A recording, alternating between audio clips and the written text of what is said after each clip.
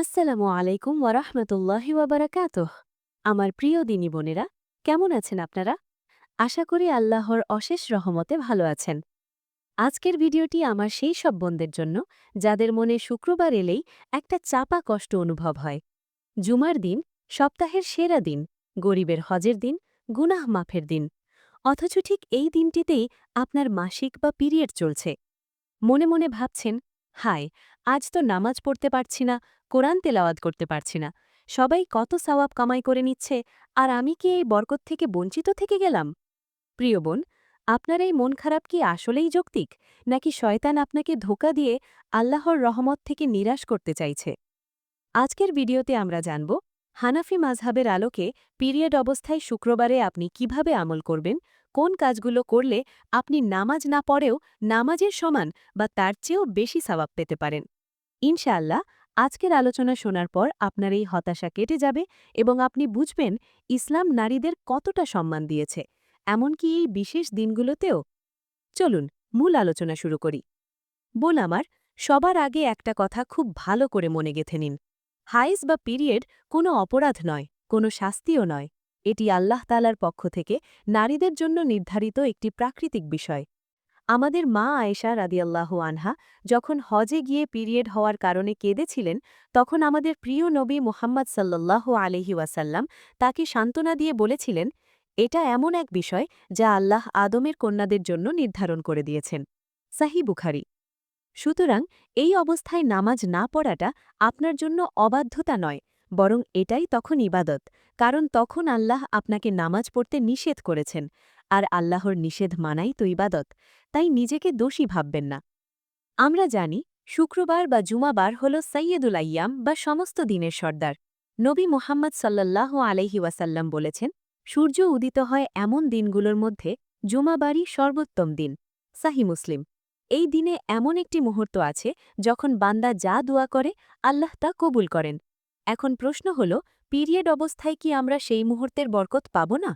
অবশ্যই পাব, ইনশাআল্লাহ। শুধু জানতে হবে আমাদের এই অবস্থায় করণীয় কি।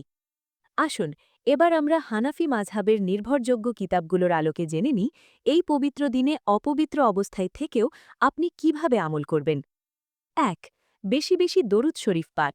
শুক্রবারের সবচেয়ে শ্রেষ্ঠ আমল হল নবীজির ওপর দরুদ পড়া।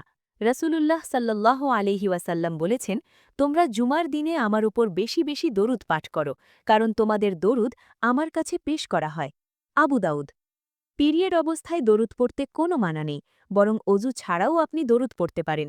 তাই শুক্রবারের আসর থেকে মাগরিব পর্যন্ত বা দিনের যে কোনো সময় শতবার হাজারবার দরুদে ইব্রাহিম বা ছোট কোনো দরুদ, যেমন সাল্লাল্লাহু আলাইহি ওয়াসাল্লাম, পড়তে থাকুন। বিশ্বাস করুন বোন, এই দরুদের উসিলায় আল্লাহ আপনার পেরেশানি দূর করে দেবেন।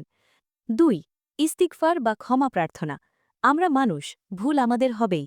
পিরিয়ডের এই দিনগুলো ইস্তিগফারের জন্য সেরা সময়। আপনি মনে মনে বা মুখে উচ্চারণ করে পড়ুন, আস্তাগফিরুল্লাহ, আস্তাগফিরুল্লাহ আল আজিম। সাইয়্যিদুল ইস্তিগফার পাঠ করতে পারেন। এতে অজুর প্রয়োজন নেই। ৩. দোয়া করা সবচেয়ে শক্তিশালী হাতিয়ার। হানাফি মাযহাব মতে পিরিয়ড অবস্থায় নামাজের মতো হাত বেঁধে দাঁড়ানো যাবে না, কিন্তু হাত তুলে দোয়া করতে তো কোনো বাধা নেই। বিশেষ করে জুমার দিন আসরের পর থেকে মাগরিবের সময়টা দোয়া কবুলের জন্য অত্যন্ত গুরুত্বপূর্ণ। জায়নামাজে না বসেও বিছানায় শুয়ে বা বসে নিজের ভাষায় আল্লাহর কাছে প্রাণ খুলে চান। দুনিয়া ও আখিরাতের সব কল্যাণ চেয়ে নিন। ৪. তাসবিহ বা জিকির। হাতে তাসবিহ নিয়ে বা আঙুলের করগণে সুবহান আল্লাহ ৩৩ বার, আলহামদুলিল্লাহ ৩৩ বার, আল্লাহু আকবার ৩৪ বার পাঠ করতে পারেন। এছাড়াও লা ইলাহা ইল্লাল্লাহের জিকির করতে পারেন। এতে কোনো পবিত্রতা অর্জনের শর্ত নেই।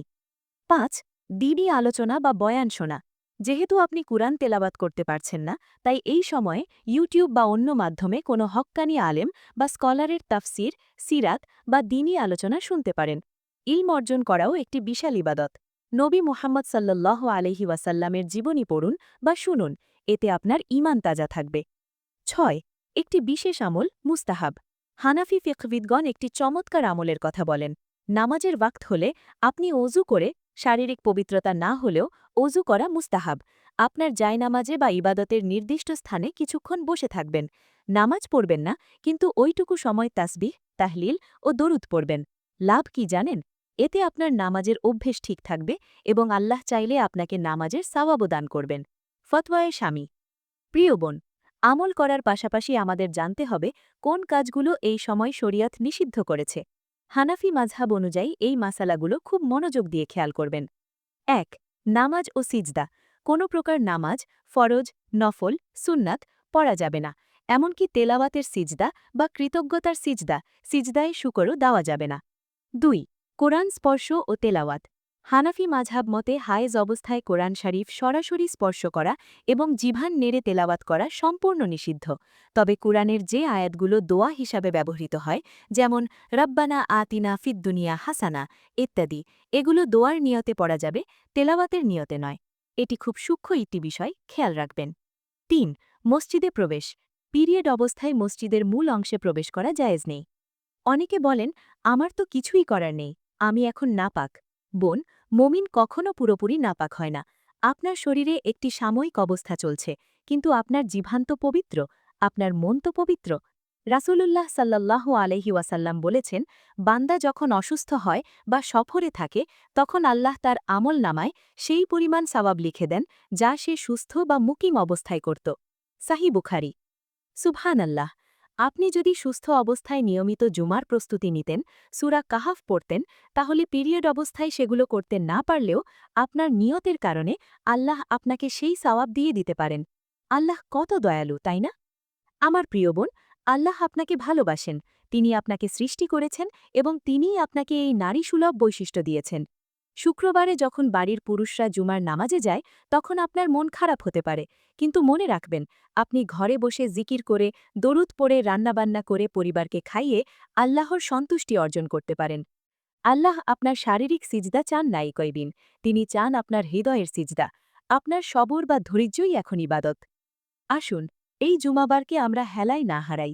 হে আল্লাহ, আমাদের যেসব বোনেরা অসুস্থতার কারণে বা প্রাকৃতিক কারণে তোমার ইবাদত পূর্ণরূপে করতে পারছেন না, তাদের মনের কষ্ট তুমি দূর করে দাও, তাদের নিয়তের উসিলায় পূর্ণ প্রতিদান দান করো। বোন আমার, আপনি একা নন, উম্মা হাজারো বোন আজ আপনার মতোই এই অবস্থায় আছেন, কিন্তু আমাদের রুহ বা আত্মা সবসময় আল্লাহর সাথে যুক্ত থাকবে, ইনশাআল্লাহ। আজকের ভিডিওটি যদি আপনার মনে একটুও প্রশান্তি এনে দেয়, তাহলে অনুরোধ করব ভিডিওটি আপনার মা, বোন বা বান্ধবীদের সাথে শেয়ার করুন, হয়তো তাদেরও এই কথাগুলো খুব দরকার।